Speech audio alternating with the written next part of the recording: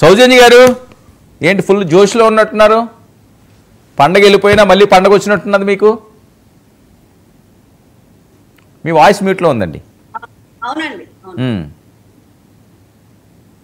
వర్మ గారు నిజంగా చాలా సంతోషంగా ఉంది. ఎందుకంటే మీకు తెలుసు అనేక డిబేట్లో కూడా మనం మాట్లాడుకున్నాము ఈ గాజు గ్లాస్ విషయంగా. అదే ఎన్ని అవమానాలు ఎన్ని ఈ గాజు గ్లాస్ విషయంగా వైసీపీ వాళ్ళు చేసిన ట్రోల్స్ కి ఎంత ఇబ్బంది పడ్డాం అనేది అందరికీ తెలిసిన విషయమే.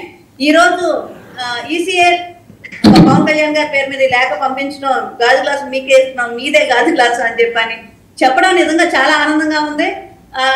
ఆనందం అంటే పవన్ కళ్యాణ్ గారు ఏదైతే నిస్వార్థంగా ప్రజల కోసం తీసుకునే నిర్ణయం ఏదైతే ఉందో ఆ నిర్ణయం ఆ నిస్వార్థం ఒక బలమే ఈ రోజు ఈ ఆనందానికి కారణం అని చెప్పి మేము భావిస్తున్నాం. ఎందుకంటే ఏ వ్యక్తి అయినా సరే చేసే పనిలో స్వార్థం లేకుండా ఏ పని అయితే చేయదలుచుకున్నారో అది నిస్వార్థంగా చేస్తే ఖచ్చితంగా మంచి ఫలితాలు దక్కుతాయని చెప్పని నిరూపించడం ఆల్రెడీ జరిగింది. పైగా మా పార్టీకి ప్రత్యేకంగా ఈ గాజు గ్లాస్ గుర్తు ఇవ్వడం, ఎందుకంటే 2024లో మీరు గమనించవచ్చు ఎన్ని కుట్రలు జరిగినాయి ఈ గాజు గ్లాస్ విషయంగా. అదే గుర్తుని మేము ఎక్కడైతే పోటీ చేసాం ఆ పోటీ చేసిన ప్రతి చోట ఆ గాజు గ్లాస్ గుర్తుని పెట్టడం, సేమ్ పేర్లు, సేమ్ గాజు గ్లాస్ గుర్తు, ఇలాంటి అంశాలన్నీ తెర మీద తీసుకొచ్చి చాలా దెబ్బతీయాలని చూశారు. సో ఆ టైంలో కొంచెం మనసుకి చాలా కష్టం అనిపించింది. ఎందుకంటే ఎంత క్రేజ్ ఉన్న వ్యక్తి, ఎంత అంటే ఒక వ్యక్తి ఎక్కడికి వెళ్ళినా కూడా ఒక సునామీ వచ్చే పరిస్థితులు ఉన్న వ్యక్తికి గుర్తు విషయంకి వచ్చేటప్పటికి వైసీపీ వాళ్ళు చేసిన ట్రోల్స్ అవ్వచ్చు, వాళ్ళ అన్న మాటలు అవ్వచ్చు, ఏ రకంగా ఉన్నాయి, ఎంత బాధ కలిగించినాయి అనేది అందరికీ తెలిసిన విషయమే. ఈ రోజు అదన్నిటికీ ఫుల్ స్టాప్ పెట్టే విధంగా ఈ గాజు గ్లాస్ గుర్తు ఈసీ కేటాయించడం నిజంగా చాలా సంతోషం అండి. నేను ఇంకా దానికి అవదలేదు. చాలా చాలా సంతోషంగా ఉంది.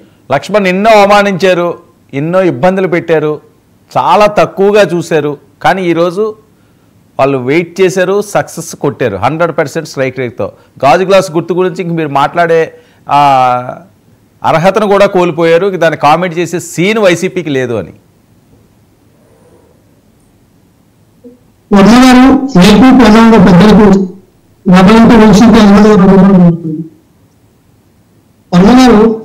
పవన్ కళ్యాణ్ గారు ఒత్తు పెట్టుకున్నదే తన పార్టీని కాపాడుకోవాలి, పార్టీ రికగ్నైజ్డ్ కాదు, అది రిజిస్టర్ పార్టీ, రికగ్నైజ్డ్ అవ్వాలి, మనకి ఆ సింబల్ అనేది పర్మనెంట్ సింబల్ ఉండాలి, మనకు వచ్చింది పర్మనెంట్ సింబల్ కాదు, తాత్కాలిక సింబల్ అని పవన్ కళ్యాణ్ గారికి కూడా తెలుసు. సో ఆ యొక్క సింబల్ని పార్టీని కాపాడుకోవాలనే ఆయన ఎన్డీఏ కూటమిలోకి వెళ్ళి మనకు పోటీ చేయడం జరిగింది. తద్వారా వాళ్ళకి టీడీపీ నుంచి బీజేపీ నుంచి వచ్చినట్టు సహకారంతో 100% స్ట్రైక్ రేట్తో ఆయన పార్టీ నిలబెట్టుకున్నాడు. అలాగే ఈ రోజున సింబల్ కూడా నిలబెట్టుకున్నాడు. దాని గురించి అది అందరికి తెలిసిందే. పవన్ కళ్యాణ్ గారు రాజకీయ ఎత్తుగడలు అంటే ఇప్పుడు స్వయంగా వాళ్ళకు అప్పుడు 2019లో వాళ్ళు పోటీ చేసేటప్పుడు ఇదే పవన్ కళ్యాణ్ గారు 2 సార్లు ఓడిపోయి 1 సీటే గెలిచారు. చూస్తే పార్టీ అప్పుడు కూడా రికగ్నైజ్డ్ పార్టీ కాదు.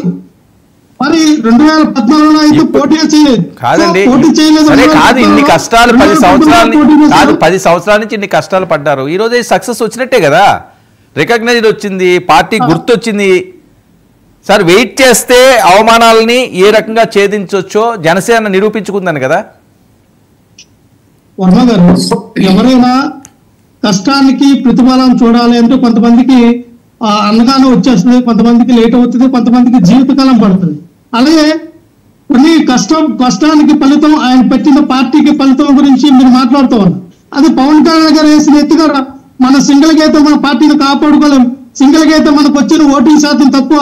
సో అందుకనే టీడీపీ బీజేపీ ఓటు ఎమర్జ్ అయ్యాయి కాబట్టి ఆ ఎమర్జ్ అయిన ఓటింగ్ వీళ్ళకి ఉపయోగపడింది కాబట్టి వాళ్ళు రికగ్నైజ్డ్ పార్టీగా ఏర్పడింది.